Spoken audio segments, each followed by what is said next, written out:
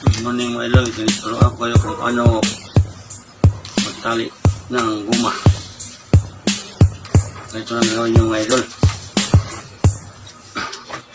Tingnan nyo mga idol. Pasok nyo lang dito sa tie wire mga idol at tungin mga idol para maipit siya ng mabuti mga idol. Ganyan mga idol. Bali mo iba ang galing. Hindi na ito matatanggal mga idol.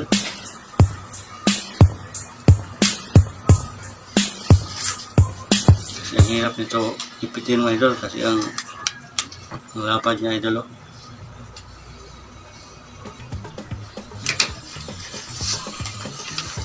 Ito lang gamitin mga idol, kahit ano mga idol sa ganito lang.